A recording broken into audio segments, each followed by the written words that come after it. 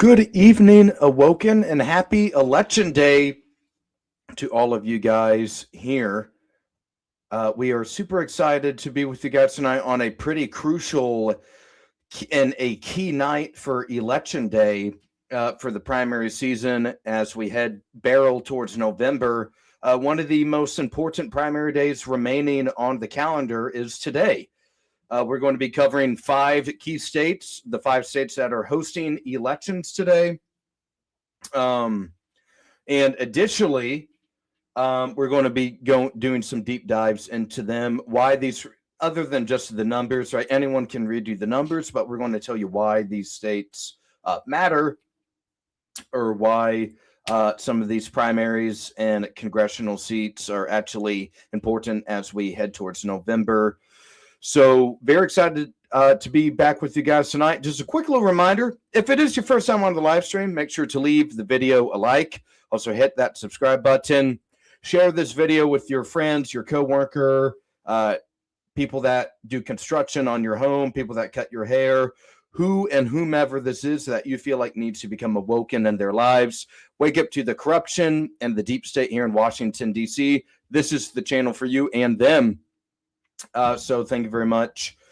Please do that. Additionally, if you enjoy political debate, enjoy political discourse, make sure to hop in our channel's Discord. You'll be able to find that in our YouTube description. If you click on the homepage, it should take you right there to, should just take you right there to the Discord link. So make sure to hit that and leave that, join our Discord. We are free speech absolutists on this channel. So even though personally I'm right wing, most people here are right wing. We do accept the left wing share their perspectives, their opinions, and no one has ever been kicked or banned from this channel at all, just for simply sharing their opinions or expressing their views in a respectful manner. So we would love to invite all of you guys, invite all of your friends into our Awoken community as we strive to put America first. But okay, so we are going to really hop in.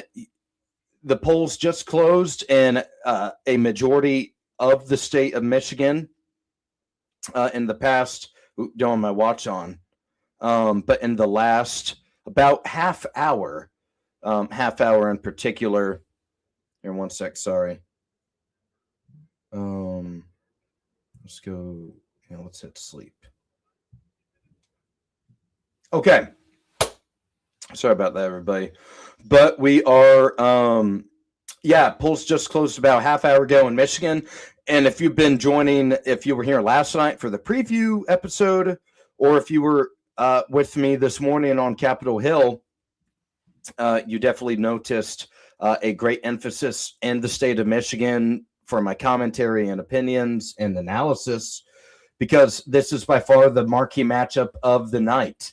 On the Democrat Senate primary, Abdul El-Sayed versus Haley Stevens. The two candidates could really not be more different in terms of who launched them, their political careers, donors, positions on a couple of issues that have really been of major controversy within the Democrat primary voting bloc, right? We've seen this cycle on the left, many longtime incumbents in Colorado and New York have their regimes essentially collapse at a moment's notice due to insurgency candidates on the left, led by AOC, Bernie Sanders and company.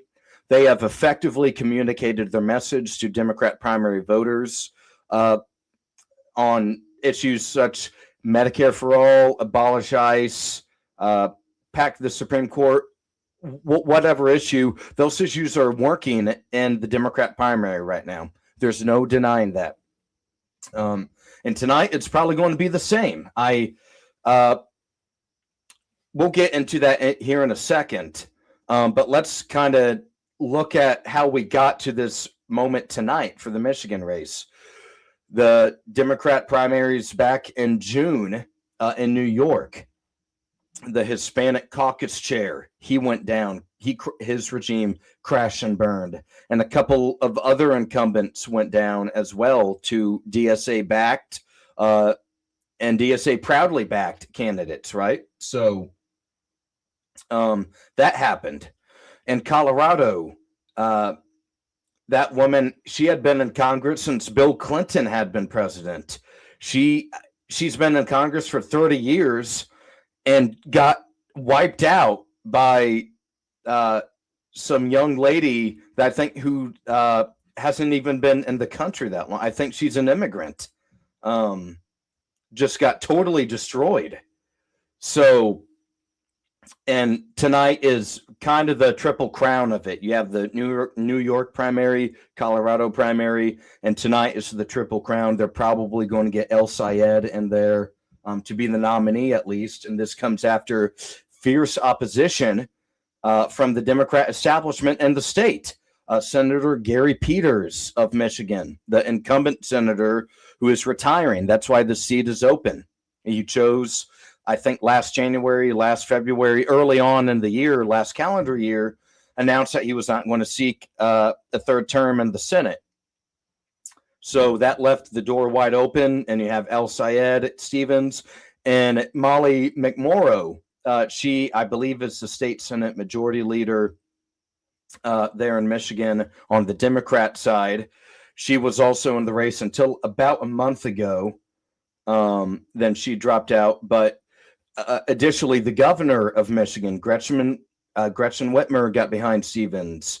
They flew in Jim Clyburn. I think he's in. Yeah, it was important enough for him to make the flight out to Michigan to endorse Stevens. Additional establishment figures also got behind Stevens in Democrat state politics within Michigan and across the country, right? But who's back in El Sayed? It's AOC, it's Bernie, it's Tina Smith of Minnesota. She's a retiring senator, so that one maybe isn't as flashy per se, but Elizabeth Warren, right? These more further left progressive members and figures have gone behind him. So kind of to my point at the very beginning of the show that the two candidates really couldn't be different. It is, yeah. Like you have establishment versus insurgency, essentially. So we're going to be talking about that race a lot tonight. Additionally, you have a very dramatic-filled Republican primary in Missouri's 6th congressional district. Load thing. Oh, there we go. So, yeah, excuse me for that. Had a little bug get in the way. However, in Missouri's 6th congressional district, the GOP primary, retiring incumbent Sam Graves has not running for re-election, right? So that creates the vacuum. So someone's got to fill it, right? Similar to Peters in Michigan. And in this 6th congressional district in the GOP, it's still a safe GOP seat. Even after redistricting, there's no real risk of the seat flipping. But Sam Graves endorsed Chris Stigall. And there's basically two main candidates in this race. And Nathan Willett pushed back against that endorsement by Graves and saying he was actually proud to not receive Sam Graves' endorsement in the 6th district in Missouri. So, and Willett is also arguing that the incumbent congressmen, especially the retiring members, should not be able to pick their successors, right? So that's a big dramatic field primary we're going to be looking at tonight in the Show Me State. Additionally, another big one in Missouri, you have the 1st district, the 1st congressional district, the St. Louis district. Incumbent Congressman Wesley Bell is seeking a sophomore term in the House, the freshman member, freshly elected after his 2024 defeating incumbent candidate Cori Bush, who is seeking a return herself tonight against Bell once again. Bush, known for being a member of the squad with AOC and Ilhan Omar and Rashida Tlaib and company, but was knocked off by Bell last year. A lot of people argue lots of APAC spending was involved in that, and the Democrat establishment maybe was a little upset with her not voting for Joe Biden's infrastructure bill and a couple of other details such as that. In that primary. So she's seeking a political comeback. We're going to be checking that race out tonight as well. In Missouri. And you also have congressional races only in Virginia. In Kansas, the GOP primary for governor, that's going to be a key race. This is one of the sexiest pickup opportunities for the GOP in terms of governor mansions this cycle. Incumbent governor Democrat Laura Kelly is term limited, cannot seek a third term. So she leaves that seat wide open. And then excuse me. Who was I mentioning there? In Kansas, excuse me. And the congressional seats in particular won't be too competitive. We'll keep an eye on them. Senator Roger Marshall is also on the ballot, the incumbent. He's going to be just fine. So if you're on Team Marshall, if you're a fan of Dr. Marshall, I would not sweat it tonight. But in Washington State, the fifth state that we're going to be covering, you have the jungle primary out there. So if you weren't here last night, I'll quickly explain what the jungle primary is. And that's essentially when you throw everybody on the same ticket on the primary, similar to the general, but there's no prime. So in Indiana, for example, my home state, you ask for the Democrat or the GOP ballot.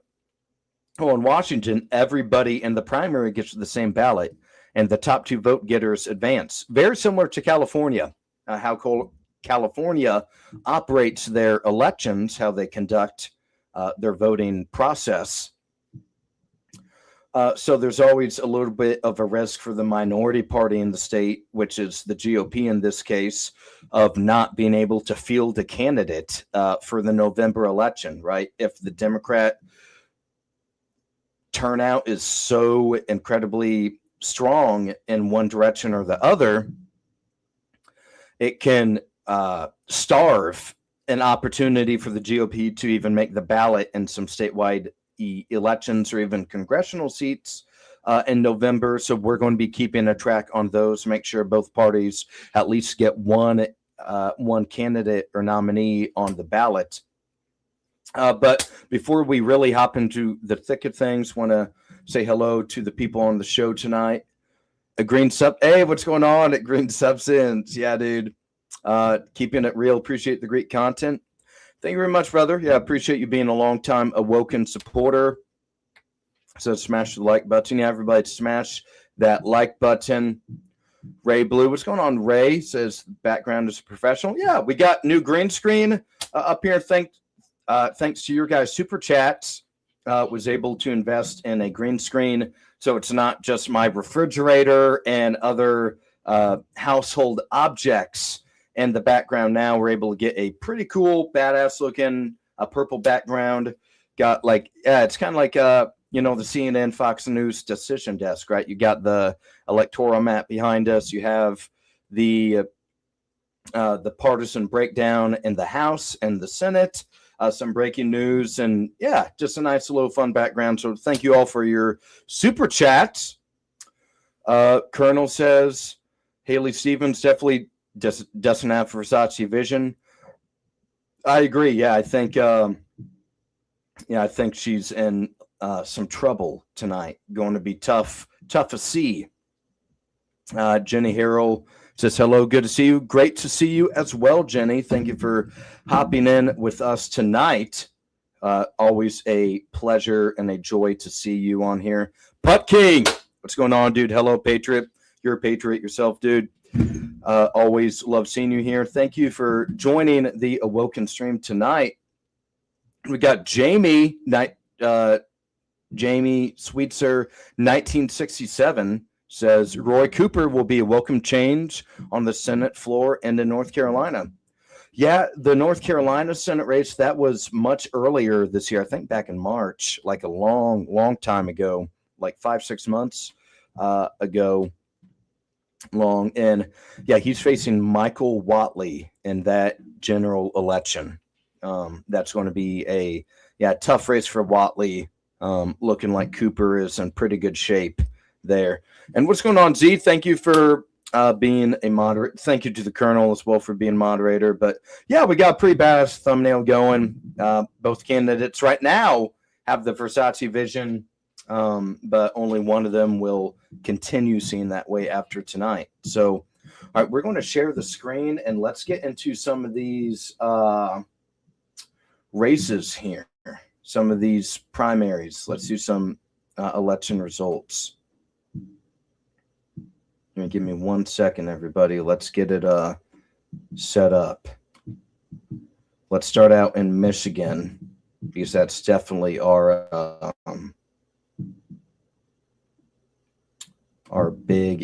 biggest one for the night.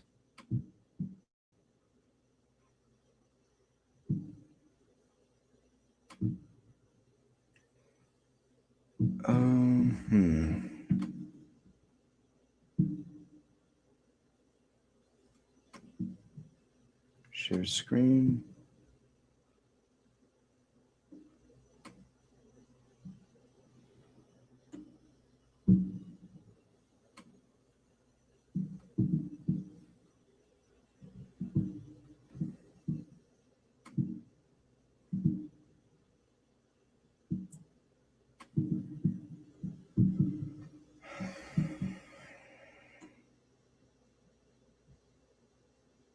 Man, it just goes, yeah. Man, and I got new Wi-Fi yesterday.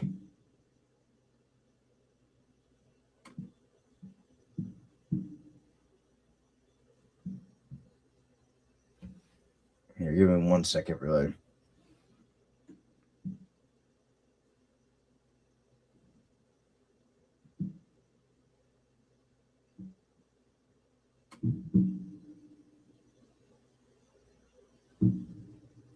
And we're going to try to get this right, but that would be pretty shitty if it's just going to be a little too difficult to get the screen to share. But if not, I can definitely commentate that in that way.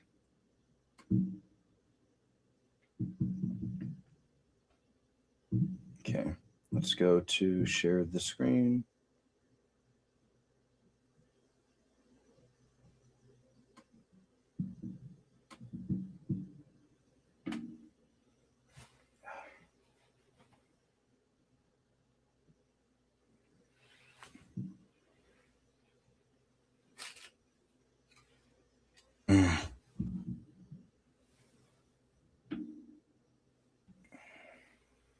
One second, everybody. Sorry.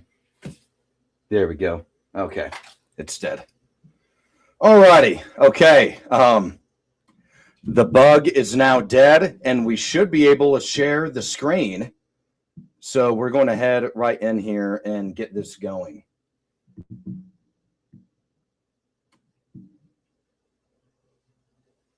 You might not, the visual might decrease, but the audio should remain the same. So let's just kind of look. Please send a message if the audio fails. The visual may fail. I'm not too worried about that, but if you can still hear me, we can just go through it together, okay?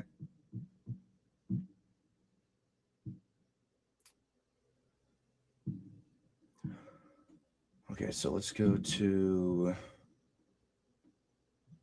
Yeah, so in Michigan, I think it's mostly the Upper Peninsula that is on Central Time. So some of the state and maybe some of the southern southwest counties will be a little later to report as well. But for the most part, Stevens, she's going to get her chunk of the vote in the Detroit area. And a little reminder, McMorrow remains on the ballot, even though she dropped out about a month ago. So she's been off the ticket for a month. However, her name will remain on the ballot. Stevens is from the 11th district. And I think that's mostly Oakland. Yeah, big chunk of Oakland County and Detroit's northwestern suburbs.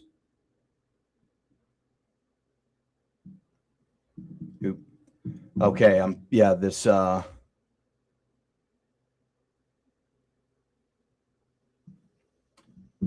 not sure about this most recent comment there.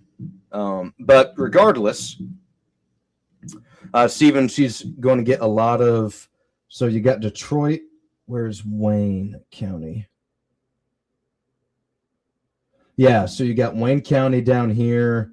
You can see Stephen. She's going to probably get a decent chunk of her vote from Detroit, but it's really some of the. She's going to need some help in Oakland County. A lot of her district, right? Some of the northern counties, and the western counties as well near Detroit. Other than that, though, she cannot run up the score in those districts, then she's going to have a really tough time. It's going to be a long night for Haley Stevens and company. El Sayed, I believe he's from the Ann Arbor area. I think he was maybe where he was born or where he lived most of his life. But I knew he was like a former, I think, Detroit health official. That's how he began his medical career. And that's one of his stronger points about like pushing for Medicare for all, right? He's trying to tie the two together. All right, so that's, again, it's going to take a second tonight. Like, not all of the votes are going to be reported yet, not even all the counties. Mike Rogers, he's going to have an easy night. And actually, in between, I'll be able to show you guys, essentially, you can argue. So I saw a little media soundbite today from Haley Stevens, essentially affirming that no matter who won the election tonight, she would get behind the nominee, mentioned El Sayed by name, saying she would get behind him. And even Mike Rogers and company. So Mike Rogers, he's been able to remain sheltered for a lot of this campaign and hasn't really been able to hasn't really needed to say a whole lot on the race. He's been been able to fundraise.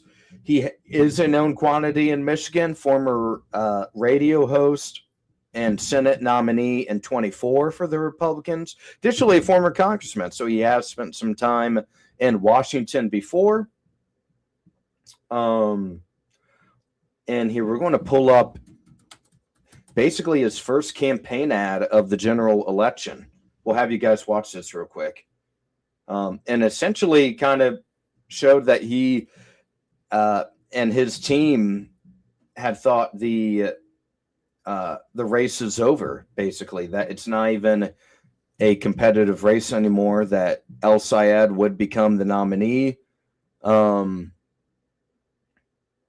right, let's stop sharing this real quick. There we go. Okay.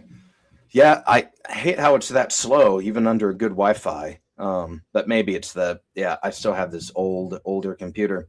Hey, what's going on, Smiley? Nice to meet you this morning. Says Ann Arbor, it's beautiful.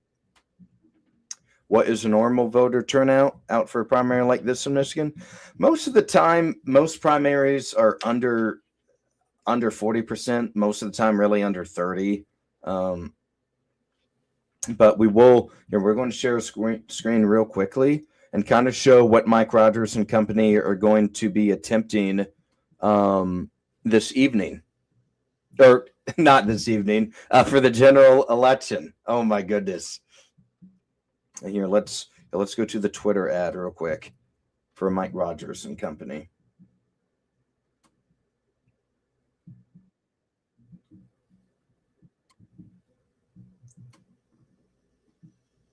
Let's get this guy over here.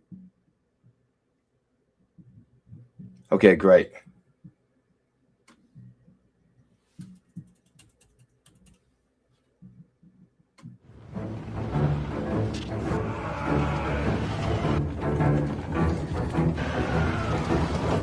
They'll never see us coming. They really think we're just Democrats.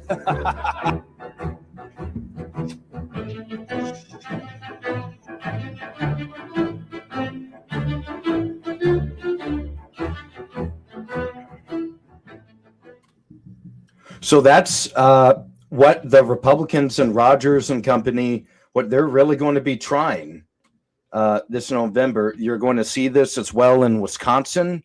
Hong is probably going to win the primary next Tuesday. She'll become the Democrat nominee for the Dems in Wisconsin, and expect Tom Tiffany and company to run a very similar campaign.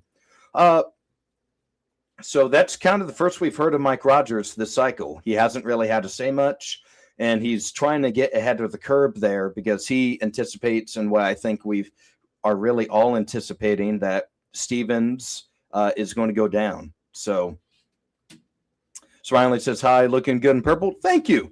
Yeah, purple's her theme color. I don't know if I explained that this morning on the show this morning, but yeah, purple's her main theme color here. Love the color purple. It's kind of different, a lot of fun as well. So anything purple, it's appreciated. And says, so no policy, just fear mongering. Yeah, at first, I think so. Messaging is so important in campaigns, and you use this time to define your candidate. That's something that all campaigns try and do. What the campaign would like you to remember about the opponent. And Rogers and company obviously are going to go that El Sayed is much further to the left than even Haley Stevens or most Democrats in Washington. That he is a communist, Medicare for all, abolish ICE.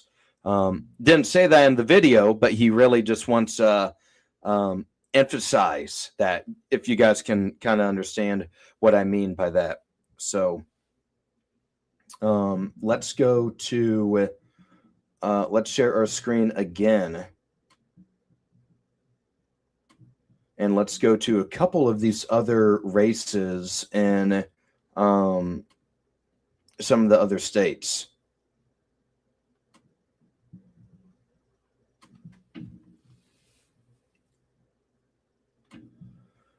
These we have some, I believe a lot of the counties are closing their polls in Missouri by now. Most of the state is on Central or Eastern, probably almost all on Central, to be honest with you. But let's see here. Great. Okay, let's go to.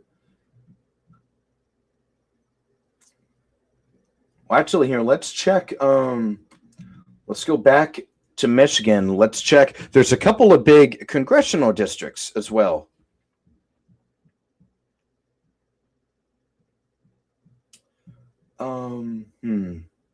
Yeah, the seventh district and the 13th district. Yeah, so let's go to the 13th district first.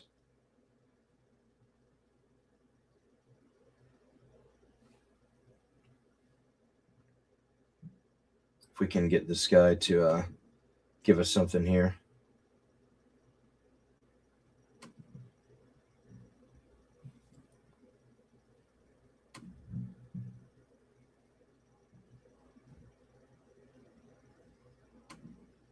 I mean, that's kind of disappointing a little bit, but let's go to see if anyone has texted in for the show. Okay, we're good on the. Oh yeah, Lucas is upset that Stevens is losing.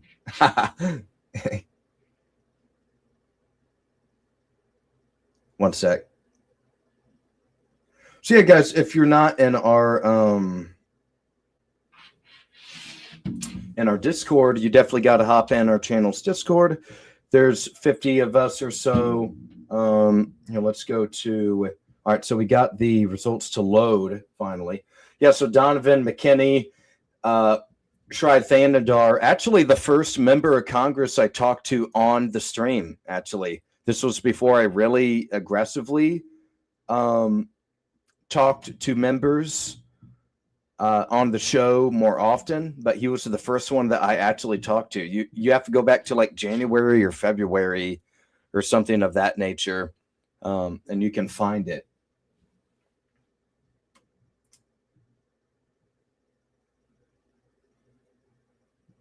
Yeah, this is mostly a Detroit district, and it's looking like, yeah, Sharif Thanandar, the incumbent, not looking good for him. Thanandar heavily criticized for APAC support, accepting APAC funds, not being left-wing enough, and that's something that McKinney has capitalized on, and it's looking like it's only 2.2% of the vote in. So we'll check back at this one a little bit later. And then the 7th district, you have Republican incumbent Tom Barrett. He is one of the most endangered Republicans this November. He's going to have a tough time to get reelected. And tonight he will learn who his opponent is going to be. Let's go to the 7th? Yeah. Yeah, so the website won't crash. It's just I'm operating on a pretty old computer. And we just got new Wi-Fi the other day, which is what is kind of upsetting me. So yeah, maybe could be some of the traffic on that page, or just the way this is kind of running.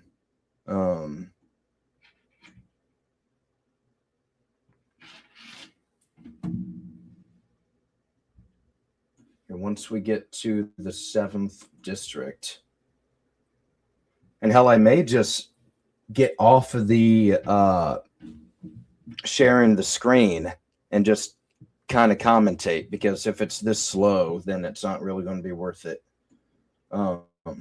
Okay, so this is what I kind of expected as well. William Lawrence, I've heard he is the front runner in the race, and he's looking pretty good right now to be the nominee. There's still a lot of vote left to be counted and reported, but it's a Lansing district. So we are going to stop sharing the screen because it's causing a lag on the computer, and I'll just kind of commentate from there. Yeah, let's do that instead. It looks a lot better right now. So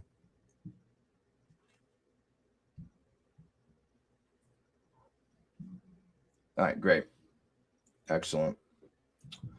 But okay, so that's a little bit of Michigan. There's still a lot in Virginia, still a lot in Washington State to cover. And we're going to be all over the country tonight. Let's head towards Missouri. Let's go to the 6th Congressional District in Missouri.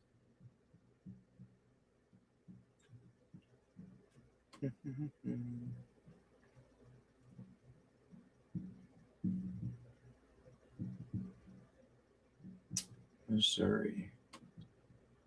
Oh, and okay, it looks like Cori Bush is in deep trouble. Actually, we're going to go to the first district in the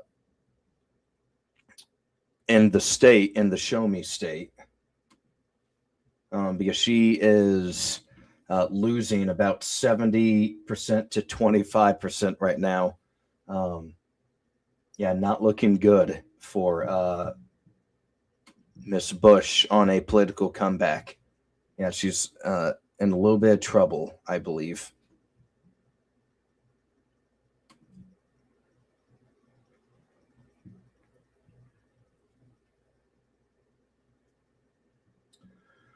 Yeah, it's yeah, it's 76 to 19.8%. Bush was it's haven't called it yet. There's still what percent of the vote has been reported. We get 26% of the vote, but there's only an estimated 107,000 votes remaining to be reported. And Bell is up by about 16,000 votes right now as we speak. So it's looking like he'll probably be able to retain the St. Louis district. Okay, breaking news. Wesley Bell has been projected the winner by NBC News.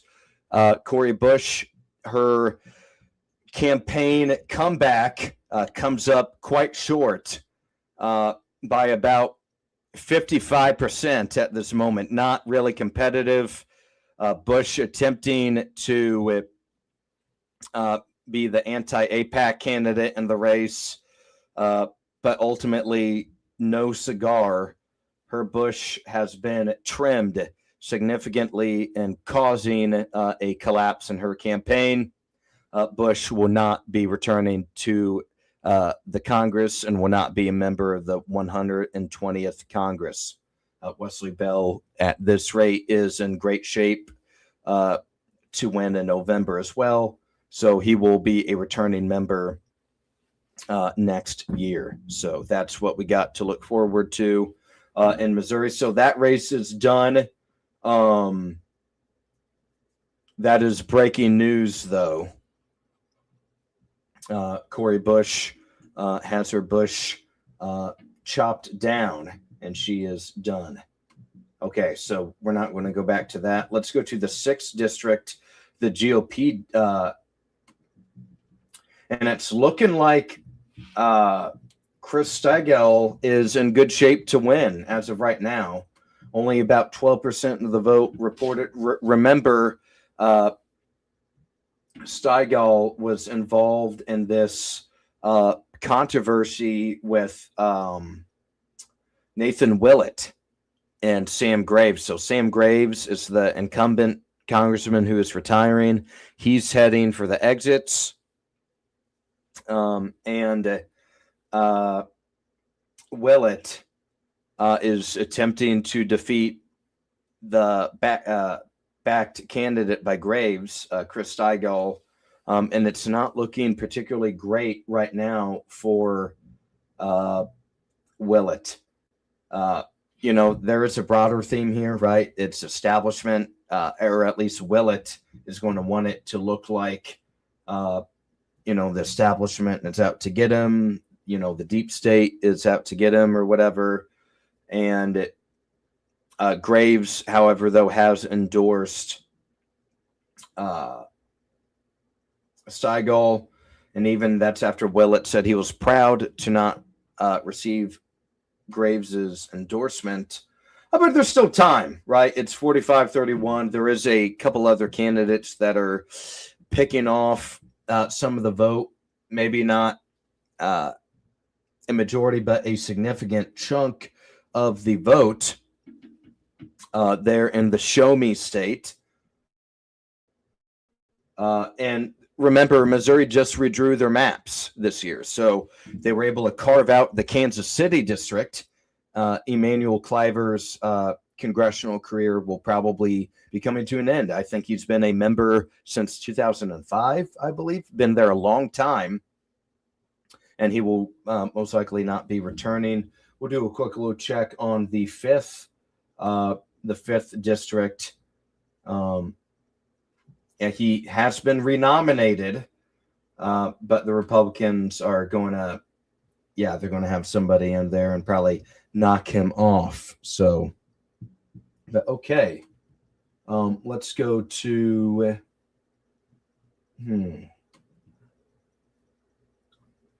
We're going to check out some of the Missouri ballot measures. Well, actually, let's wait because not a whole lot of the vote has been reported yet in Missouri. Damn, it's almost going to be easier if I just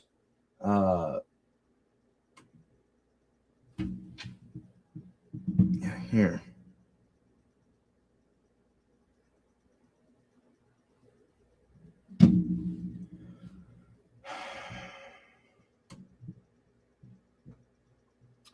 Okay, and then okay, so too early call in Michigan for the Senate race. They've called Bell really crushed Cori Bush. Ultimately, the Washington State District, those districts and results are going to be announced much later tonight. I'm not sure if we'll still be on for those. Let's see here. Virginia, the primaries won't be competitive, even though they will be important races to keep track of. They're just really not going to be that competitive tonight, at least. For the general in November, the 1st and 2nd district are going to be key.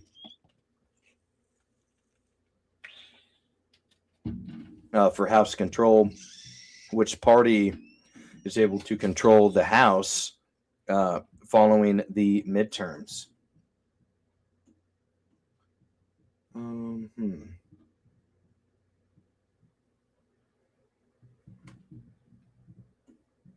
Let's go to.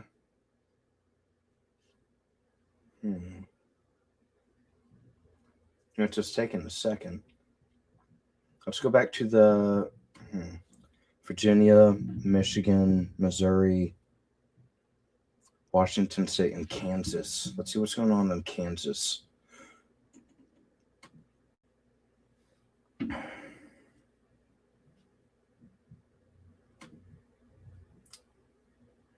Okay, so they've called it for the GOP. Ty Masterson is going to be the GOP nominee for governor in 2026. That is breaking news.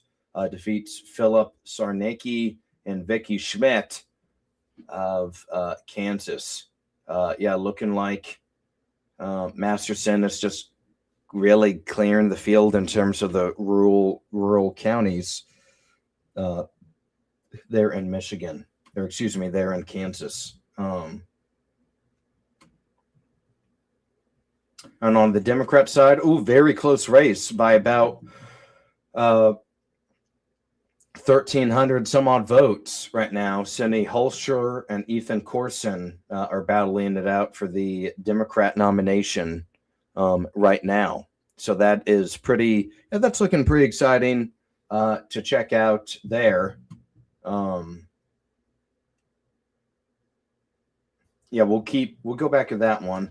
And again, this is one of the prime pickup opportunities for the GOP this November. No question about that. It's going to be really tough for the Democrats to defend this seat, regardless of who the nominee is. As Laura Kelly cannot seek a third term. That really makes it a lot harder for her to advance, right? Or for them to keep the seat. Here we got something going on here in the Discord.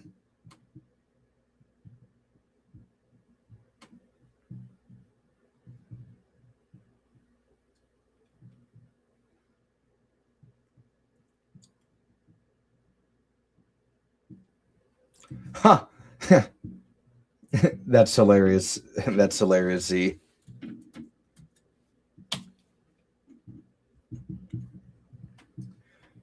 Yeah, it looks like the Republicans are starting to dump out some of their Oppo research they have on El Sayed. We have a Z in the Discord just shared a link of El Sayed. Looks like he's lifting weights, and he says every third video on its Instagram timeline is a quote OnlyFans model, and blames the algorithm.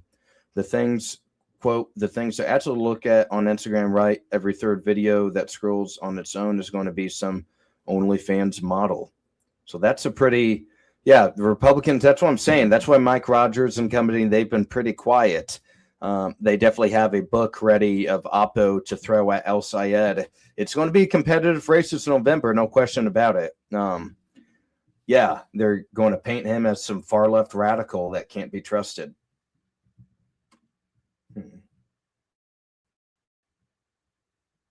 Now let's go back to the Michigan Senate race. All right, about 20%, 17.5% of the vote reported El Sayed retains a 20,000 vote lead, with a lot of good chunk of the vote in Oakland County has been reported, where Stevens' home territory is her biggest county. It's just going to take a sec for this. It got stuck, of course.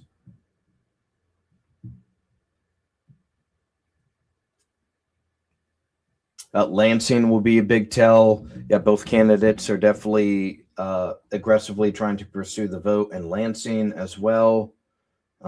State capital, I believe. So Wayne County, Detroit, there's been only 1% of the vote reported.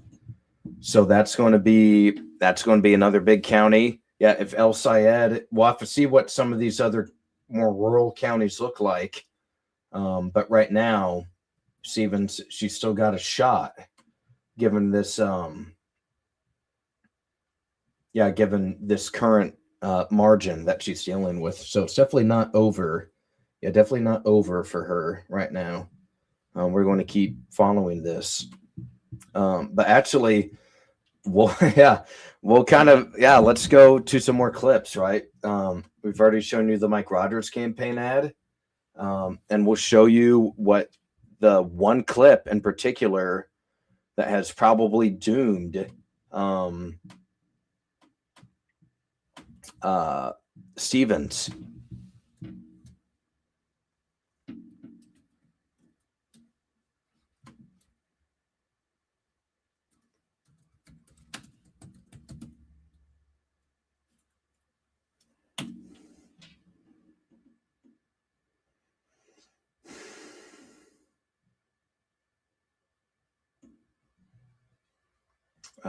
Let's go here.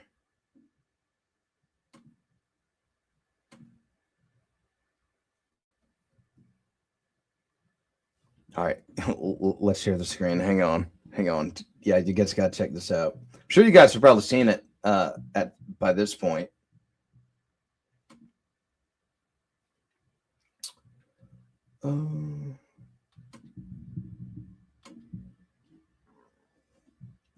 This is the clip that is that has put her in a lot of trouble. Oh wait, whoopsie. Okay, there we go. That's really put her in a lot of trouble. This campaign that El Sayed supporters have seized on and really hammered Stevens on essentially being a shill for Israel. There's really no other way to explain it.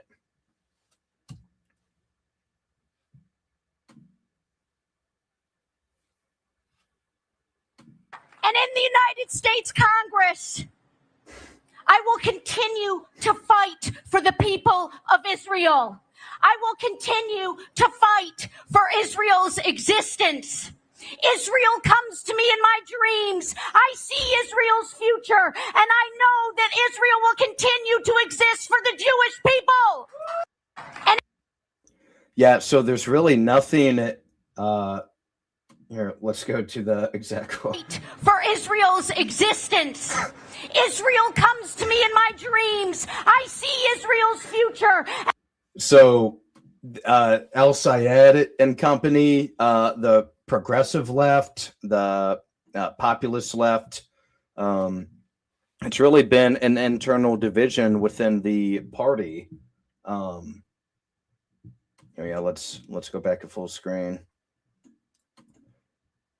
Here, great. Okay. So the Israel issue has really, it's totally divided the left this cycle. There's no other way to really put it. And that's why I said at the top of the show, you have these two candidates, and they really couldn't be further much different, or they could not be more different, right? Stevens, in the debate last week, the moderator pressed her on, is the $40 million or however many tens of millions of dollars that she had received from AIPAC funding would impact the race, right? And well, she really never had an answer. She had some politician answer, a typical politician answer, right? That campaign finance is out of control, or whatever kind of generic answer that she prepped. So you have that. You also have the clip I just showed you, the Israel comes to me in my dreams. That's insane for a sitting member of Congress to say. Like, what the hell is going on here? You also have on the left, the issue of the genocide in Gaza is huge in particular, right? Democrat establishment has really tried to avoid the issue or just ignore it completely. That's something that the further left and the progressives are not having any of. They just will not accept that for an answer. And it's really led us to this point, really this cycle, right? What has the Democrat establishment really made their arguments on and for is electability. So they that was crippled in 24 when Harris went down. They've also tried to play it nice with Israel, right? But the voting bloc, it's just not having any of it right now. It's caused the electoral defeat of the Hispanic caucus chair in New York, including a couple of other ones, and that the woman from Colorado as well. There was a viral clip over the summer. I'm not sure when the OG content was filmed, but sometime this year or in the last year, a constituent was kind of going back and forth with her on the issue of Israel and the Palestinian people, and it went pretty viral. So you should check that out if you have time. Doesn't really matter if that race is over right now, but it's still too early a call in Michigan. About 18% of the vote has been reported right now, so still not much more. Molly McMorrow, even though she has suspended her campaign, her name does remain on the ballot. And as of now, 8,000 people have still voted for her. So she has been able to siphon off about 3% of the vote, which is pretty significant. Why did McMorrow drop out? Consistent poor polling. Fundraising goes down the toilet, right? When the polls start looking bad, the spreadsheets and the financial records will also begin to collapse. And she was kind of in the middle of that, right? You clearly had Stevens as the incumbent congresswoman, already based in D.C., the establishment, almost regime candidate in a sense, and El Sayed being the obvious progressive insurgent. And McMorrow, there just weren't any remaining lanes for her to take, and she just had to drop out as a result of that. So And we got Fred's Lady on the stream, so it's good evening, looking good. Thank you very much, Fred's Lady. Appreciate you all being here. Here, let's see what we got. Yeah, hey everybody, if it's your first time on the live stream, make sure you leave the video a like. Also hit that subscribe button as well. We're trying to expand our fan base, our subscriber count all the time, each and every day, brick by brick, patriot by patriot, all that good stuff. So would love to have your support. Make sure you've left the video a like as well. It's a great way that we can meet more people in the in the channel. Additionally, make sure you're in our channel's Discord. If you're not already, there's 50 or so of us in there.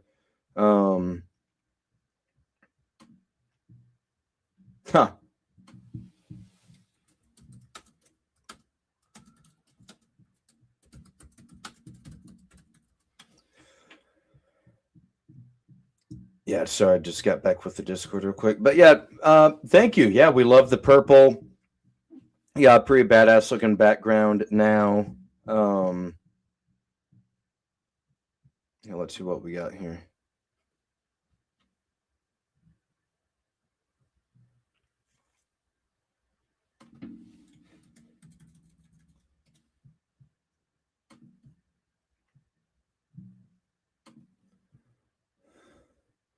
All right, one second, everybody. My apologies.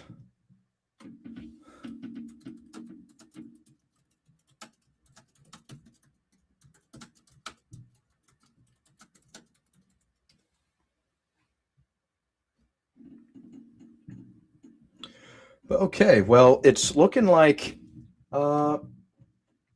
here, yeah, we're going to have to wait for a major dump in Michigan for anything big to change there.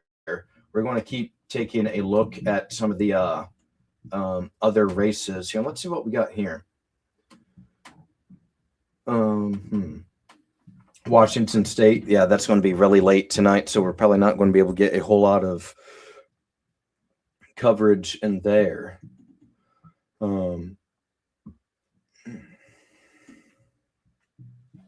We can check out Michigan's 10th congressional district. Really, their governor race is going to be kind of fun to cover as well, because you got Jocelyn Benson in there for the Democrats, and John James. He's going to be the Republican nominee, most likely. Yeah, let's go governor real quick.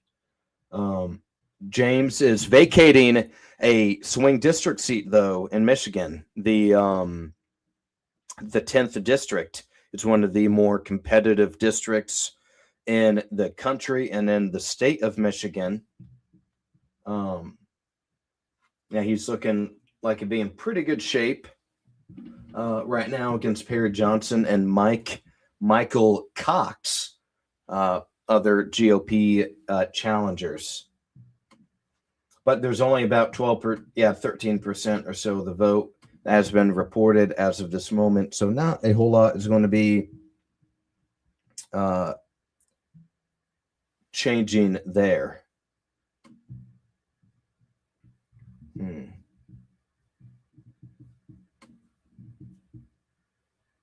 Yeah, Jocelyn, they've called it for her. She's already got 215,000 votes, with only about 18% of the vote having been reported. So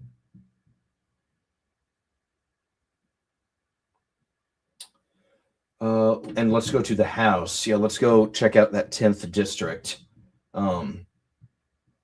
Yeah, some big, pretty key races there. It's going to be one of the more heavily fundraised and expensive races in Michigan. There's no question about that. Yeah, man. Dude, NBC News is forever to load. Taking forever, bro.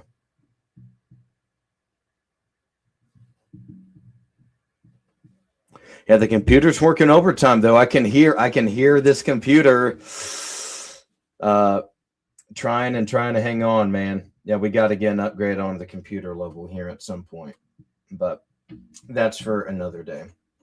Okay, so they have called the GOP. Breaking news here in Michigan. The 10th District GOP primary has been called.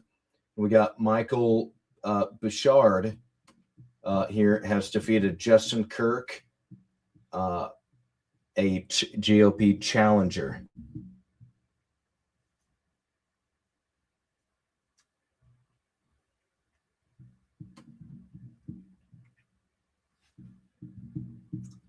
And Christina Hines on the Democrat side faces Eric Chung and Tim Greenmill. Looks like Christina Hines is in good shape. Bob says should try this. And hey, what's going on, Bob? Nice to see you again. Yeah, so that's something I've realized, Bob, is that the horizontal streams, just for whatever reason, do not pick up. Yeah, they just simply do not get there. But maybe what we can do is, so I have this ring light, right? I can maybe put the phone, have it towards me, and maybe I can just talk that way, right? So here, let's because if I'm not able to share, if I'm not sharing the screen, then all I really have is the background. But I need to find a way to where I can get this the green screen to remain. That would be the one challenge. So here, let's we'll take a look at that.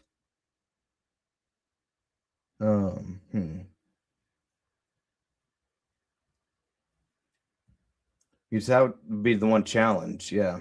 Oh, it says didn't see or get notification. Well, that's annoying.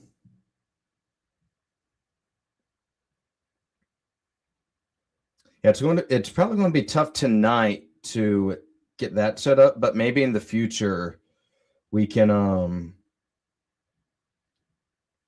we can try get that set up here or something.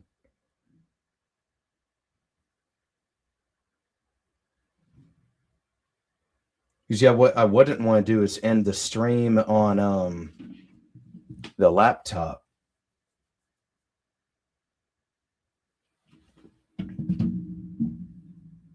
No, we'll look into that in the future. That's a good idea though, Bob. Because yeah, for whatever reason, the morning streams, like on the hill, maybe it's just the environment, but the vertical streams always do so much better than these horizontal streams. Maybe it's just because people aren't really on the computer anymore. Yeah, everything's on the phone. Just so this loads faster. There we go. Yeah, we just shut off NBC.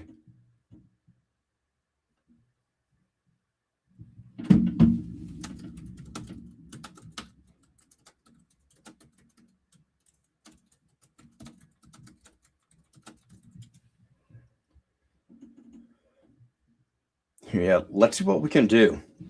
Smiley says my area is on lockdown because of an active shooter. When will it end? Well, really hate to hear that. I hope you're okay. What's the situation? Yeah, like what's going on right now? Do you have any details?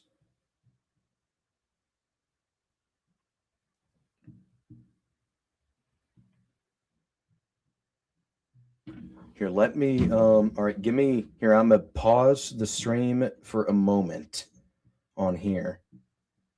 And let's see what I can do.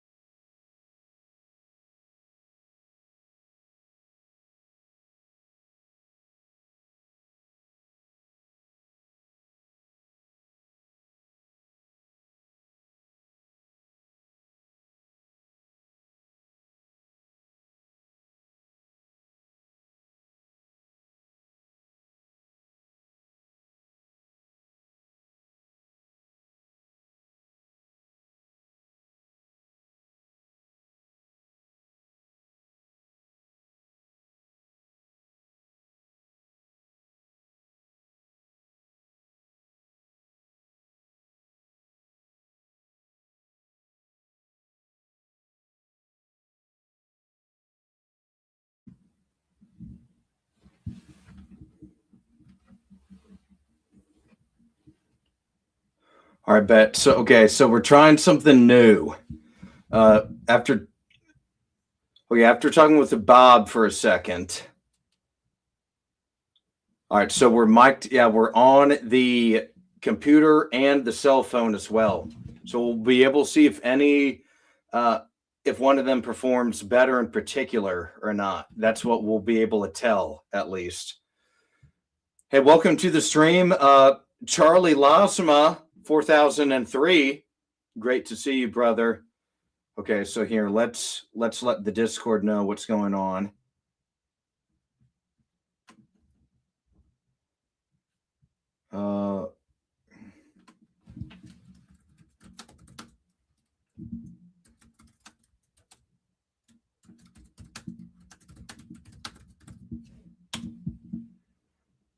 Okay, so yeah, let's just see which one. Yeah, we're just going to kind of try this out. Things are looking great, Charlie. Yeah, we're on the computer and the cell phone at the same time. So yeah, pretty crazy night. Let's go back to the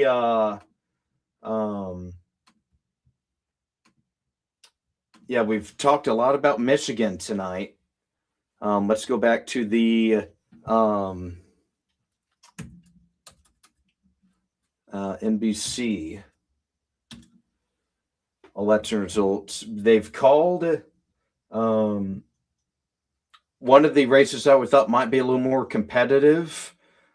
Missouri's first congressional district ultimately was really not that competitive. Here, let's get this back and going. Good. Okay. Like that there.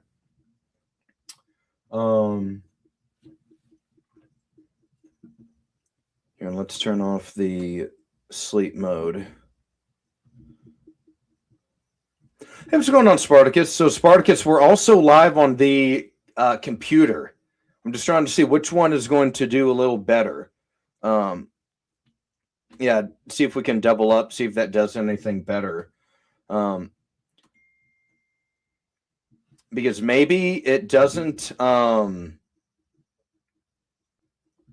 Yeah, maybe the notifications don't go off on your phone for when I do the horizontal stream. That's all I can think of. That's what Bob Cox said. So I'm also on the computer right now. I have like the background set up and all that stuff. So we're just going to do a little test and see which one is better, simply.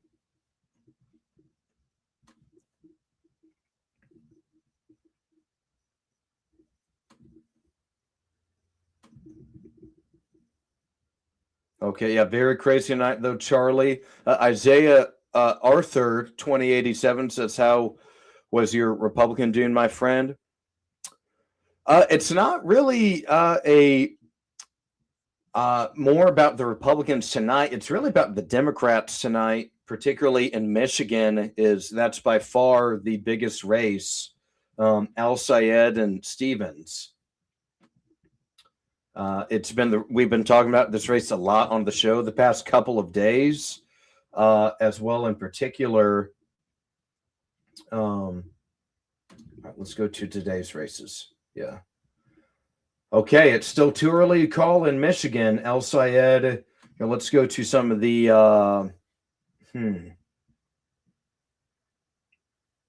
Yeah, McMorrow is still about 3.5%, chipping off some of that vote. Here, let's go here. You bet. Let's try that. Yeah, see, we're at 11 on the vertical, but we're not really. Yeah, we're using a third-party software for the horizontal. That could be another thing. Is that maybe it just doesn't do that good of a job letting people know when it's live on the horizontal. As well. But yeah, hey everybody, if it's your first time on the live stream, make sure to leave the video a like and hit that subscribe button as well. We're live on the computer and on the cell phone. We're trying both out tonight to see which one is better. Yeah, it looks a little goofy with the green screen, right? But if you go to the laptops, the horizontal stream, it looks a little bit better. Yeah, we are live, baby.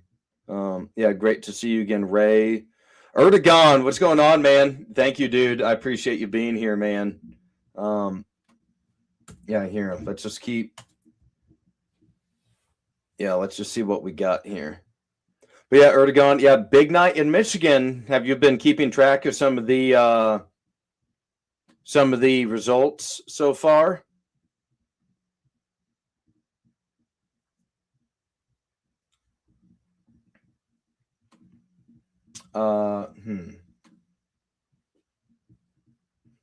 Okay, so it's looking like El Sayed. A lot of the vote where Stevens is going to get a chunk of her vote in Oakland County has been counted and reported. Wayne County, still not much there, which is what I'd say is giving Stevens hope right now. She's going to really need to win Detroit by a lot to have a shot, I think.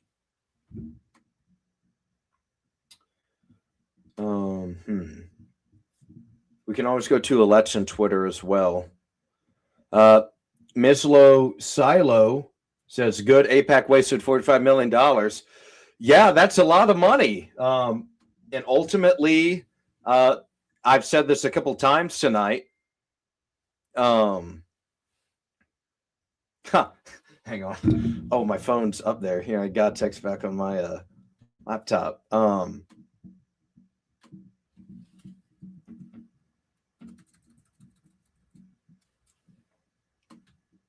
I had a fan text into the show saying how much he loved the show right now.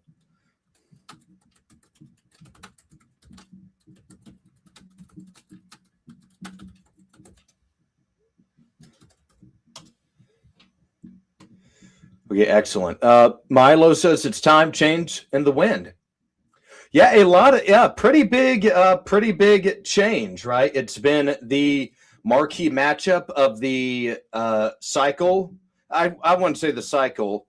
On the Democrat side, though, this has been like a family food fight, right? It's been establishment versus progressive DSA even. That's right. Yeah, Ray is correct. Yeah, super chats only $1. So everyone, please leave a super chat. Thanks for you guys' support. We were able to get a new green screen here on the desktop version. It does, you do have the purple version, right? But on the cell phone, it's covers up a nasty looking refrigerator, other household items, other clutter and junk. That would usually be there. So, here, let's see what we got here. Mr. Good Citizen. Hey, what's going on, dogs? It's outlaw lobbying. No one worth voting for. 7420 says Charlie Kirk. I'm not Charlie Kirk. He has passed away. Silo says people are rising up with their votes. And when will enough people vote so cheating doesn't factor or matter? Or will enough people vote so cheating doesn't factor? We're just gonna have to see, right? Chucky P says, I love the Purple Sovereign. I get all my news from Awoken. Looking forward to this election night. Yeah, very big election night here in the state of Michigan. We also have here, let's see if there's an update. So about 20,000 votes. El Sayed is up right now. Still way too early to call, though. Stevens, I will say she's doing better than what I thought she would at this point. I will say. So she's hanging on a little better than I thought she would be at this point in time. So we got to give her a little credit there. All right. Shri Thanandar, once again, he's still trailing. Actually, he's the first member of Congress that we talked to on the show.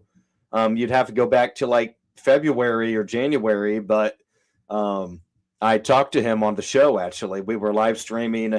This was around the time when Renee Good and Alex Preddy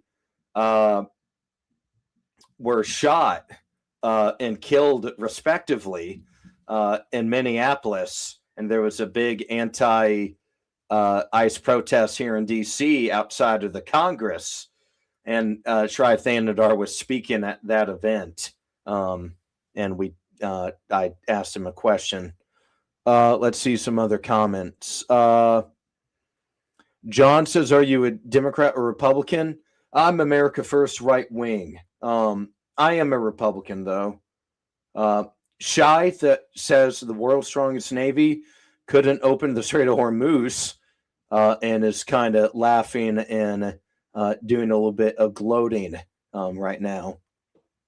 AJ says the doesn't really matter. At the end of the day, it's called the final Trump. Is that a coincidence? Not sure what you mean there. Bob Cox. I did see that earlier today. CNN did report what around 80 or some odd percent of the interceptors had ran out. So it's at a dangerously low area right now, or low number is what we're seeing at least.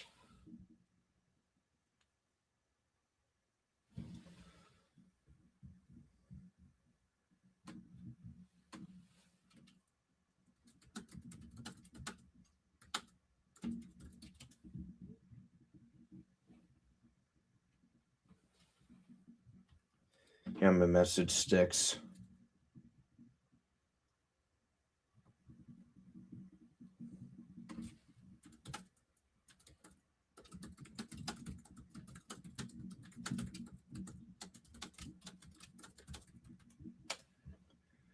Okay, excellent. Okay, we got a couple comments from Chucky P down here. Says, I love the Purple Sovereign. Get my news from Awoken. Looking forward to the election night. And ask the question, who's going to get the majority, the Dems or the Republicans? And that's for my thoughts. Right now, I'd probably lean House towards the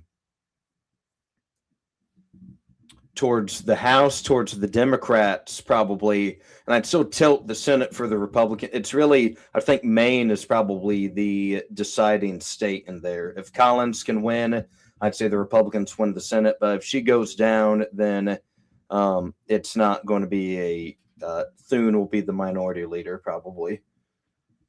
Because then they're probably already going to get North Carolina. So that's a flip right there. And now, maybe this Michigan Senate race, like let's say the Republicans, they've been doing their due diligence and have a ton of oppo on El Sayed. Maybe they can try and crater and chip at his regime and make him look pretty weak. But right now, it's probably the Dems won't be losing any seats. They'll probably keep Ossoff in Georgia. John Ossoff, he's been looking pretty strong recently. And if they hold on to Michigan, whether it's El Sayed or Stevens, they're not going to lose any seats. So they're only going to be really on offense. And you got North Carolina, you got Maine, Iowa, maybe even maybe Texas, right? Texas, it's going to be expensive there. And you have a couple of other key seats as well that they're going to be trying to take back. So I still give it to the Republicans for the Senate. However, there is an opportunity for Dems, right? Okay, here, let's go to yeah, man, there's just so many more comments on this vertical stream. Yeah, we just got to do them all on the cell phone too. And one of these days, here, people are texting me.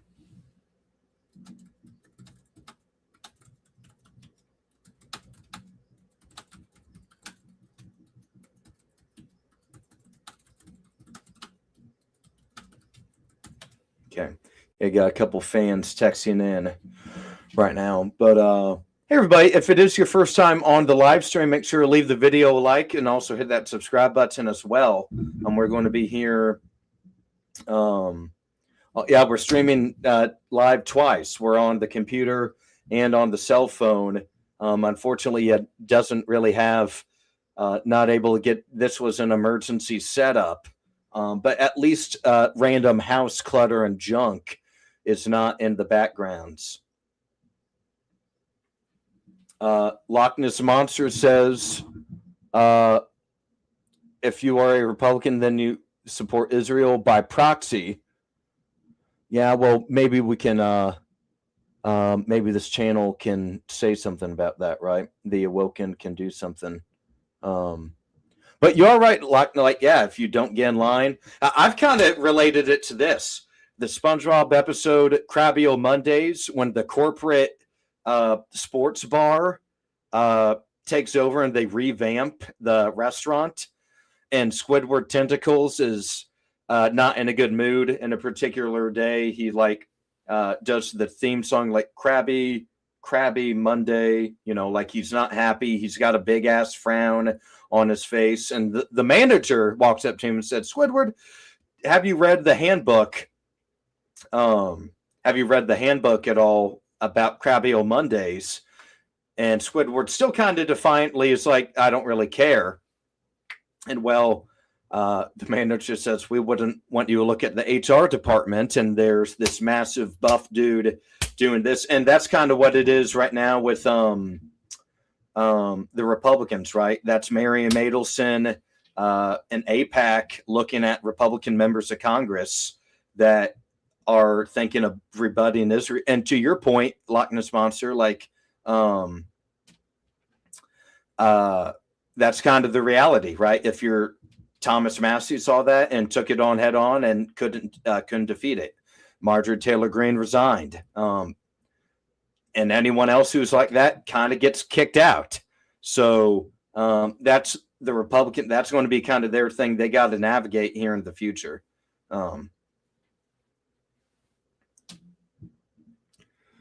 Jenny Hero says, I love SpongeBob, and Charlie says being a Republican doesn't mean you have to be a one-issue voter. Support for/against Israel doesn't mean anything. Yeah, and I think that's another good point as well. Like, some of the members are more kind of neutral on it, like they don't want to have one way or the other. But on the Democrat side, it is becoming that way, up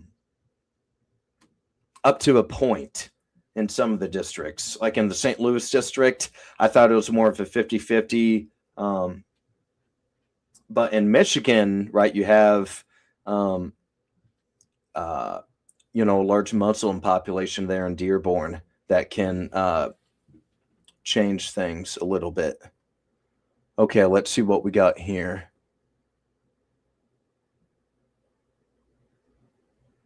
Huh. The Colonel says, bro, you live in an open air bathroom, relax. Oh, the Colonel. What a guy. Yeah, we love the Colonel on here. W's in the chat for the Colonel, man. Yeah, the Colonel he's one of a kind, man. But I do agree with Charlie Lozma's point there is that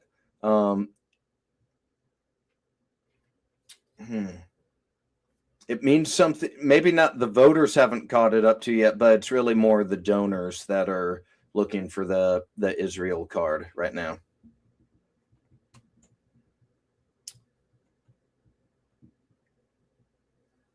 Yeah, let's go to the Discord real quick.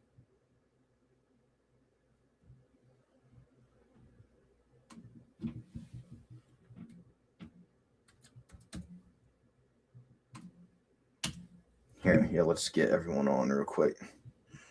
But hey, everybody, if it is your first time on the live stream, make sure to hit that like button. Also, hit that subscribe button as well.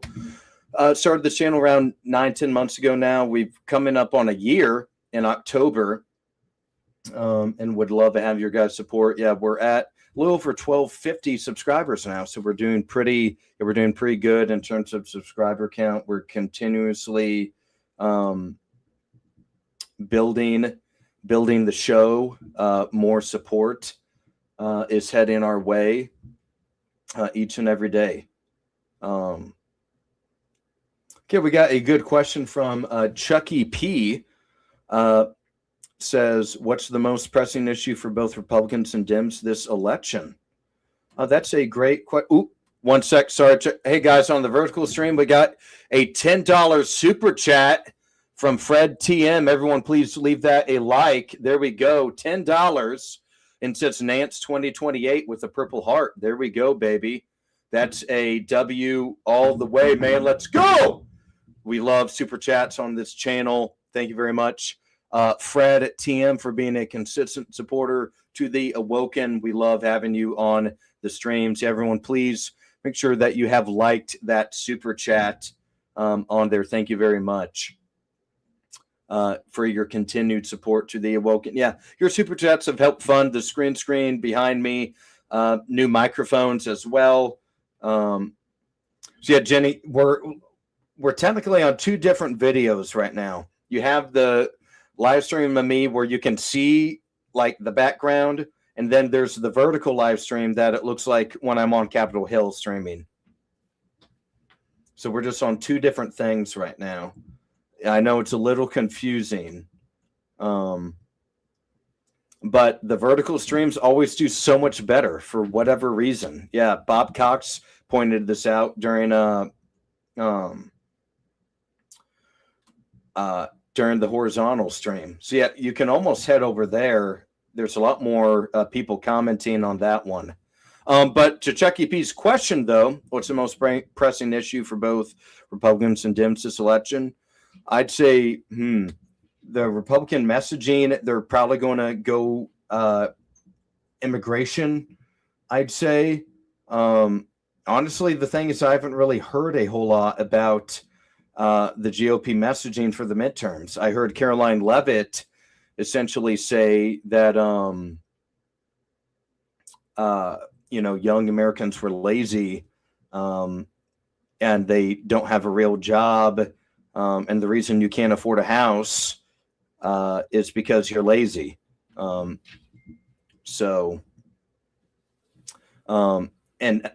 yeah, they might try immigration, but that's not really doing super popular right now in polling. And the Dems are going to run on what the Republicans ran on in 24. Affordability. They're going to say everything's too expensive. The war in Iran is making everything too expensive. It's causing gas to increase, gas prices to increase. Your groceries are still unaffordable. They're really just going to run on no one can afford anything. So, yeah, I agree, Charlie. Yeah, both. It's affordability, and that's something everybody faces every single day. Ultimately, every time you go outside. Every time you go outside to the supermarket or the gas station or a restaurant, everything is a little more expensive. There's just simply no denying that reality right now. But yeah, we got the W's in the chat. Yeah, thank you again for the $10 super chat, Fred TM.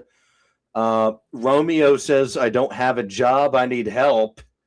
And Harry Litzer 7086 says, go Republicans. We got Pringle McCringle with a couple of comments on the vertical the vertical stream over there. G Money Forever takes a shot at Charlie Lozma.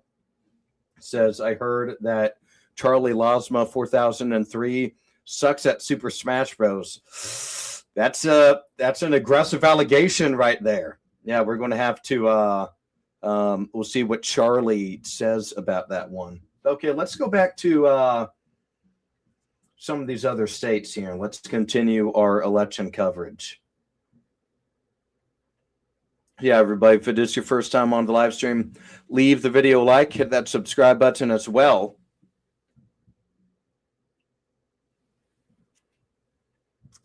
Yeah, Erdogan says, yeah, it looks like CNN here on the horizontal stream, but looks like a sad, on the vertical, it looks like a sad shower curtain in the back. Yeah, like this was kind of an emergency setup a little bit. Because Bob Cox suggested on the, you can go up and find his comment. He said it should try in vertical, and I didn't get the notification or anything. So, yeah, great to see you, Erdogan. Thank you for joining both streams tonight. Yeah, I think this is the way to do it. We got to have both streams going and a way in the future here. Let's see if we can do anything about the. Yeah.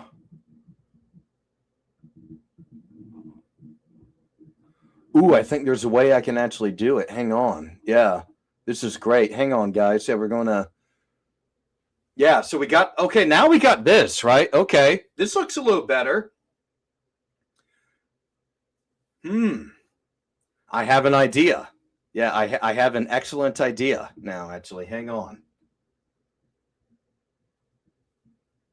You see, yeah, we kind of got a green screen now on the vertical live stream. And that makes it look, yeah, better than just a sad shower curtain. Charlie says my Donkey Kong is the greatest. G Money probably plays Kirby. What a bum!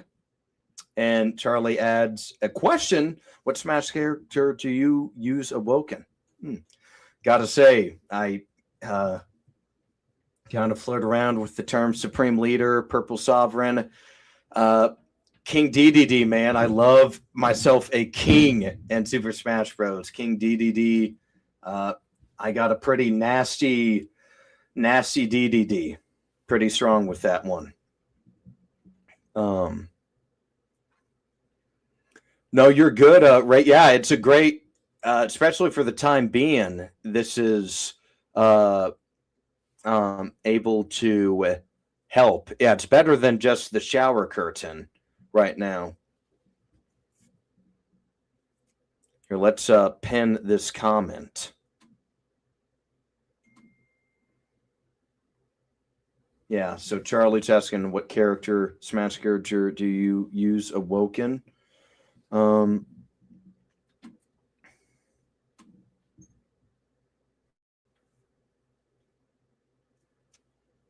Erdogan says, yeah, it looks like a WWE SmackDown promo. It does, yeah. That's what I kind of want it looks like. They got the Versace Vision. They're candidates against one another in a very, very big, very consequential primary.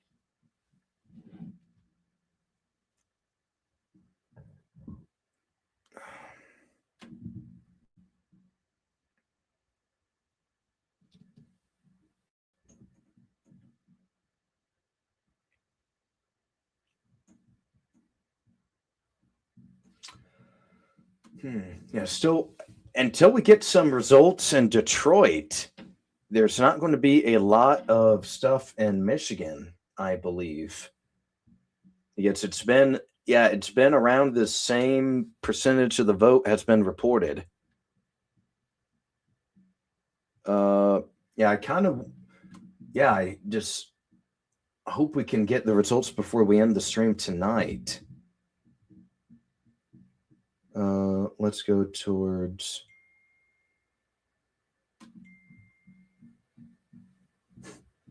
Let's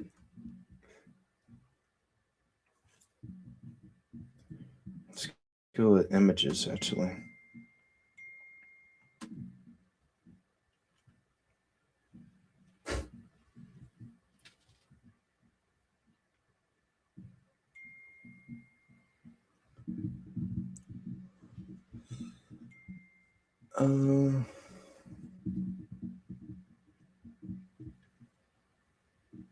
But yeah, it is doing a lot better on the vertical, though. Yeah, we're up at 19 likes. Got some. Someone donated some crystals or something. So yeah, thank you to whoever donated the crystals. Kenobi says always looking sharp, bro.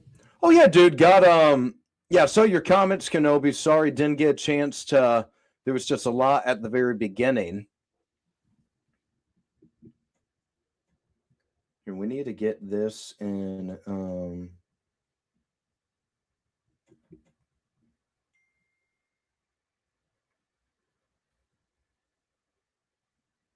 Yeah, here.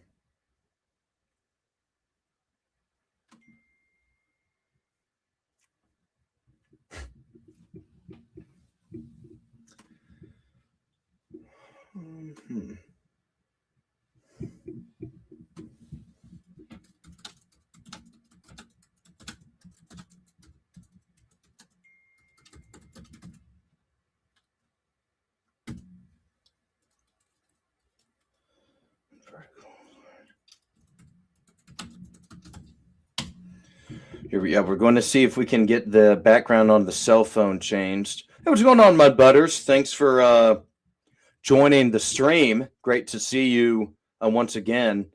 Why would Trump fear the vote? He's not even on the ballot tonight.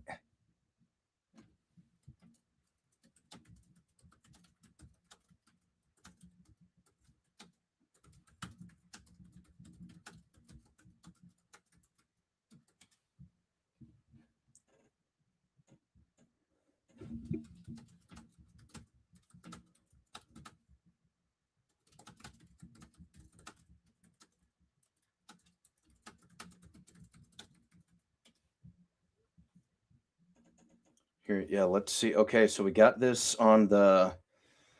Yeah, let's see what we can do. All right, everybody, give me 1 second on the vertical. We're going to see if we can do some changes real quick. Change the background real quick.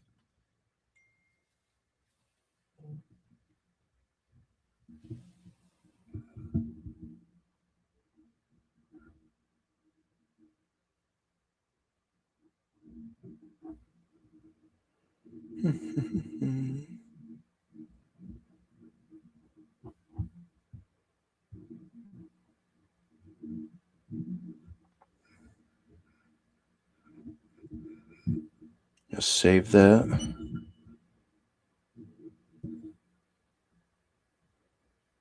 I'll just go back to YouTube.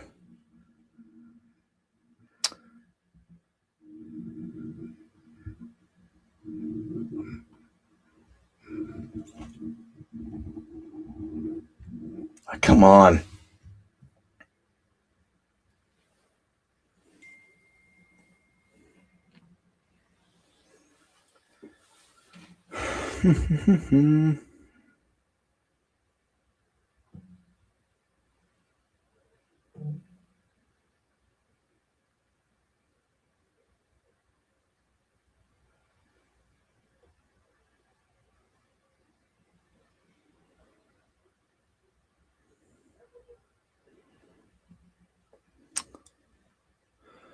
Okay, and all right, so now let's put let's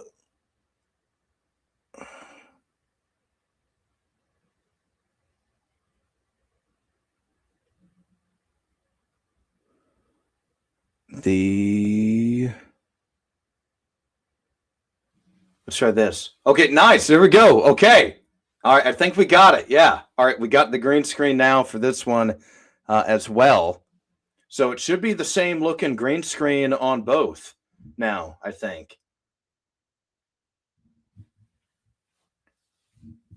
Yeah, so it's on the vertical phone, how is it looking on is it backwards or is it correct? There we go. Excellent. Okay, great. Hey, what's going on, Carl? Thanks for joining the stream, Carl. Quinn Noble, great to see you. I'm doing excellent, man. We're doing great. It is election night, doing some election coverage. All right, awesome. Okay, so we're set. Yeah, we're locked and loaded on both formats now. Okay, looks correct. Great. Excellent. That's what we love to hear.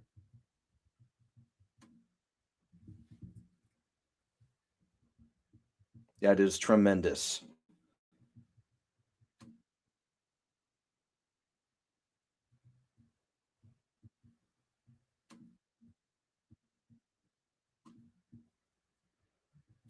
You know, just fixing another thing or two just real quick.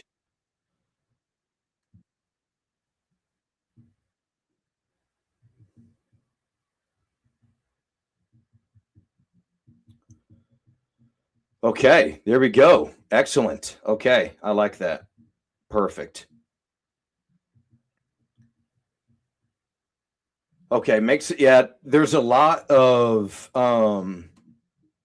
yeah, there's just a lot of internet going on right now because we're live streaming on the phone and the computer too. Um, Jamie says, "Is Mitch still with us?" He's probably still alive. Yeah. I think he's still living. Now, how healthy is he? I don't know. The condition has really been mum. We don't really know much about how he's doing in particular.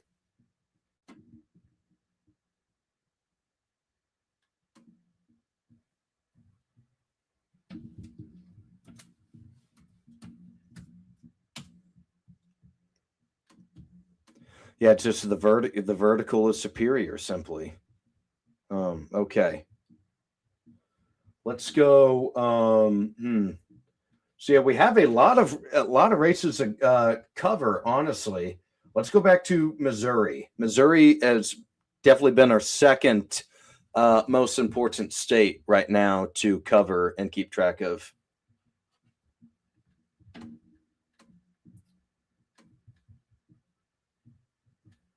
Where is it? Will you be attending the swearing-in ceremonies in January? Depends. We'll cover the change of if there is a change in Congress. There we go. Yeah, let's try that. Excellent, perfect. Missouri is a safe red state regardless of the current economic situation. Yeah, I would not expect a lot of yeah, the statewide will remain. None of the Senate seats are due up for election. Josh Hawley and Eric Schmidt are both safe. Hey, what's going on, Bear? Thanks for joining the stream, dude. Appreciate you being here, man.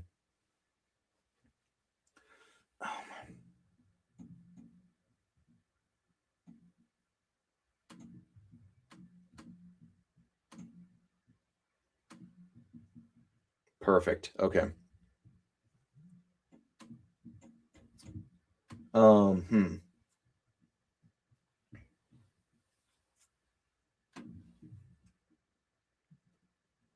Sorry about that, everybody. But yeah, Missouri will not be on the statewide level, will not really be competitive. But like I said, Schmidt and Hawley are not on the ballot anyway, and their governor is elected in presidential years. So,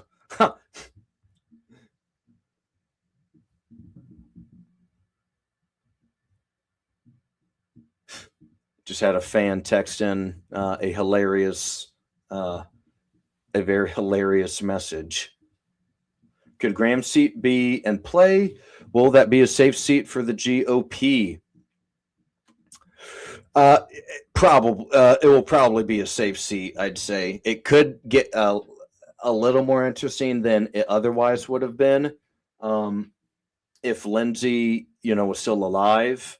But I don't anticipate that race really being expensive or that much talked about. I'd say out of the Carolina, it's North Carolina is where the play for the Democrats is.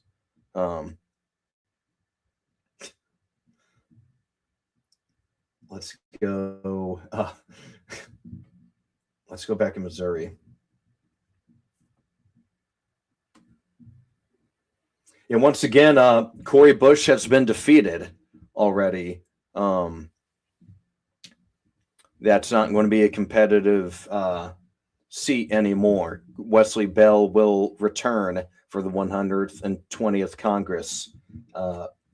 Whether it's Paul Berry or Andrew Jones. It looks like only about 50,000 Republicans voted in St. Louis today, and about 47,000 have already voted for Wesley Bell, with only about half of the vote being reported. So it's not really a that seat in particular is not going to be up for grabs. It's the 6th district primary in Missouri is the competitive one. Ooh, okay, breaking news. Hang on. Chris Stigall has won the Republican nomination for Missouri's 6th Congressional District and has defeated Nathan Willett. There was some drama with that. Willett having been snubbed by Graves, the incumbent congressman, Sam Graves, bucked Willett and endorsed Chris Stigall, and Stigall is going to be the nominee for the Republicans in November for this district. And Nathan Willett said he was proud to not have Sam Graves' endorsement, and now he is eliminated from the contention for the congressional seat. So that's some breaking news for you guys. Gaming Goofus says, I'm a damn architect. There we go, man. Yeah. What are you up to building nowadays? Okay, so that's breaking news there. So we won't need a check back on that race anymore. Nathan Willett is going down, yet not enough of the vote remaining, it looks like, for him to have a opportunity. Okay. Let's remember this morning, we haven't talked about this evening, but this morning, the Missouri 4th and 5th constitutional amendment question.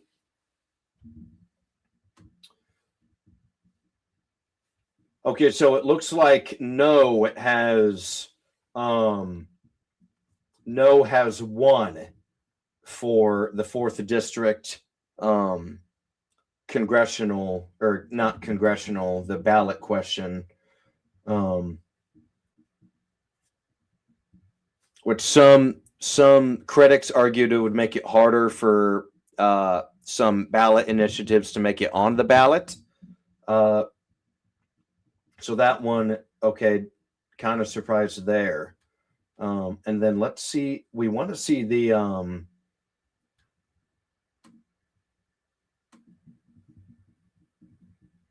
we want to see the fifth one, because that's to slowly phase out the state's income tax, actually.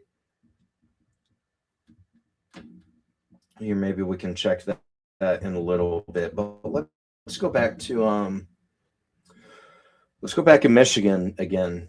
If they're going to take forever for the Michigan race, then yeah, I don't want to keep you guys up all night. It is a lot of fun hanging out with you guys, though. Utah Blue. I know. Yeah, I need to change it. Yeah, for whatever reason, it generated as blue when it should not be blue at all.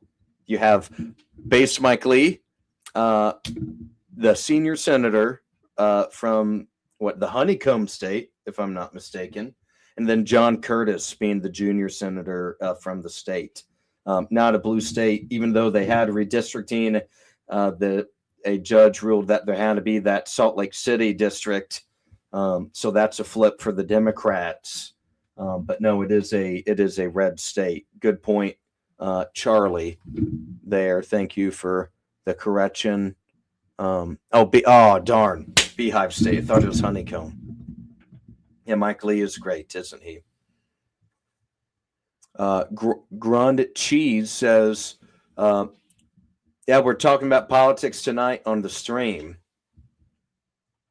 Here, let's see. Are Trump candidates winning the primaries overwhelmingly, sporadically, or rarely? For the most part, overwhelmingly. The Eastern Seaboard Blues expanding toward the Deep South into Georgia. Yeah, you have those Atlanta suburbs that really are beginning to complicate things for Republicans in the state. I believe the Georgia governor's race is going to be probably the tightest, other than Ohio. Those are going to be the two marquee governor races this cycle, Georgia and Ohio, because Vivek seems to be lagging in some polling right now. Chucky P says, Kurt, yeah, Dirty Rhino. Yeah, Curtis is not nearly as popular as Lee is in the state. There's no question about that. We still don't have much of the vote in Detroit. It's taken forever. Because in the 13th district in Michigan, only about 13% of the vote is in right now for that district. Yeah.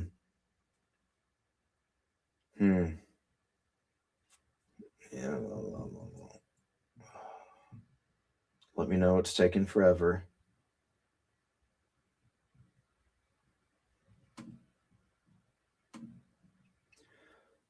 Yeah, wait. Okay.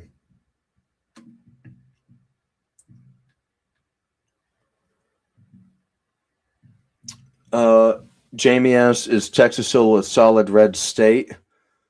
I'd say so, yeah. Tallarico, like Paxton, he's definitely Tallarico and company are going to hit him on the ethical grounds. But Paxton just did oust a couple decade long incumbent in John Cornyn there. So the GOP, the right wing in Texas has a hungrier appetite for a candidate a little more further to the right than John Cornyn.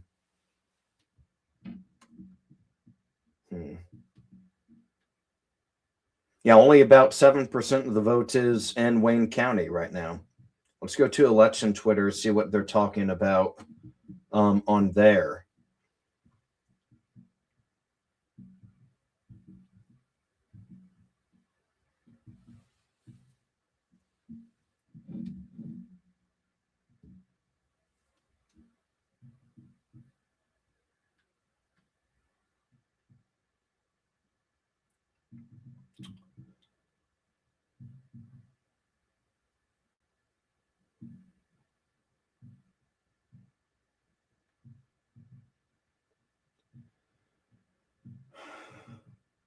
Whoa, guys, breaking news.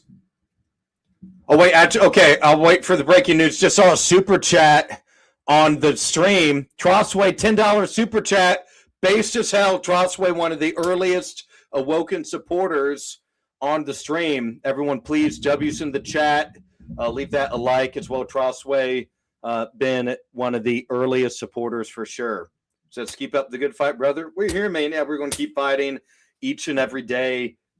Thank you for your support to the show, man. And we also appreciate your military service to the country. If you guys don't know, Trossway is a military veteran. So everyone, please thank him for his service in the chat as well. So we appreciate you, brother, so much. Thank you for your support to the Awoken community. Okay, so, okay, guys, breaking news. Mike Lindell is stepping down as the CEO of My Pillow, so he can devote 100% of his time towards the campaign for governor in Minnesota. In a statement, here, I don't want to read the whole statement. It's a page long. But yeah, a pretty big announcement from Mike Lindell, the CEO of My Pillow, is stepping down as CEO. So yeah, you learned that here live on the Awoken.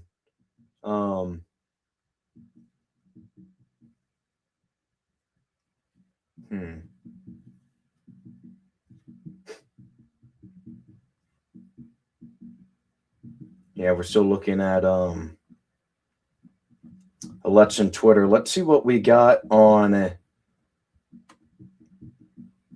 Let's see what's recent. So yeah, we've seen Cori Bush has officially lost. Let's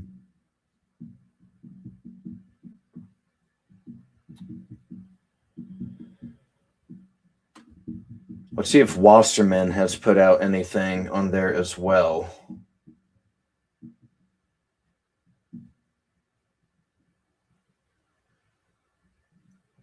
But I'd say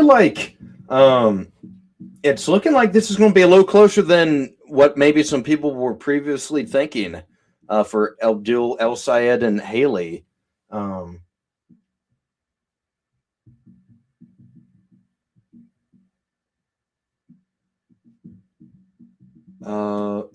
Any updated reporting numbers? Okay, so there's been a big dump of votes in Detroit.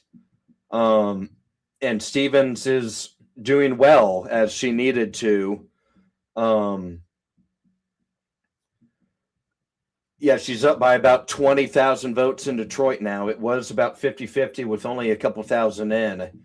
And if this continues, she's going to be able to, really start chipping in the lead in other sectors of the state in Michigan.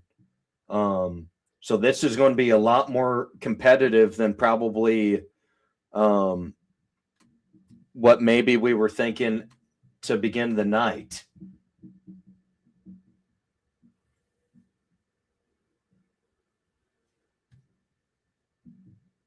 Let's go Wasserman. He's like the Cook political guy.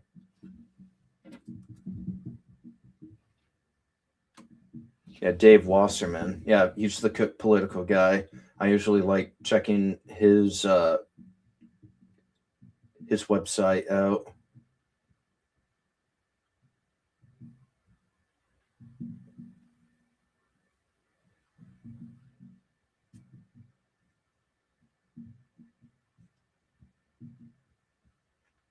All right, nothing from him.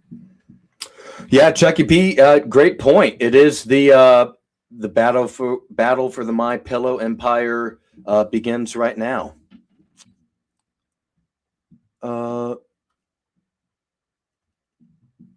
Thank you for your service. What's going on, Tease? Thanks for joining the stream. Erdogan says, I like Mike Lindell. His pillows are great. You can wash them, so they're hygienic. And I got arthritis and wonky discs and neck.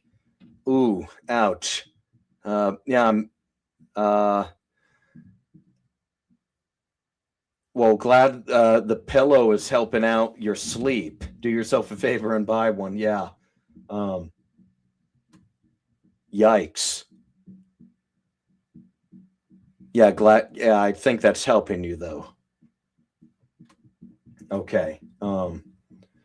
Yeah, and that is correct. Yeah, McMorrow is still on the ballot. And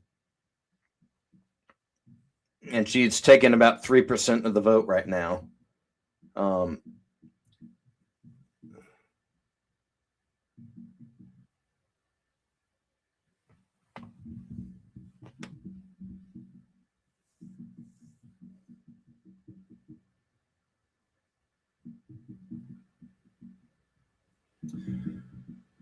Oh, wow. And it looks like the ballot initiative in Missouri to abolish the state income tax is losing big time.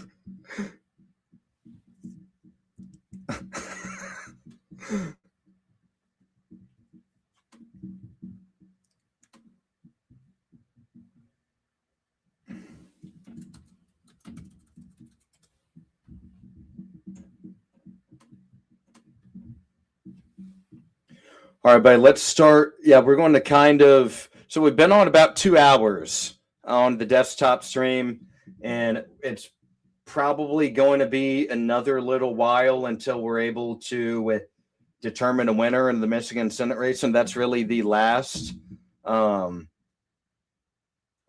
big time election there is tonight to cover. So we might not be able to call it live, but in the morning we'll be back live, and we'll keep that up as well. So if anyone has any last second questions or needs help with something, now's a good time to do it. Just a reminder, make sure to join our channel's Discord. Please join our channel's Discord. We would love to have you in there. There's around 50 or so of us in there now. You can find the link to that in our channel description. Bear says, are you on Rumble? I have Rumble account. I would upload older videos on there, or like I'd do a stream, upload it on Rumble, after. But it's really just not as many people are on that platform. I do have a Rumble though. It's the same. You can find the link to that in the channel description, or even in this YouTube description. But I do have a Rumble, yes. And in the future, guys, we're going to definitely do both streams this way. We're going to have the laptop stream going and cooking, and then we'll have the vertical stream going as well.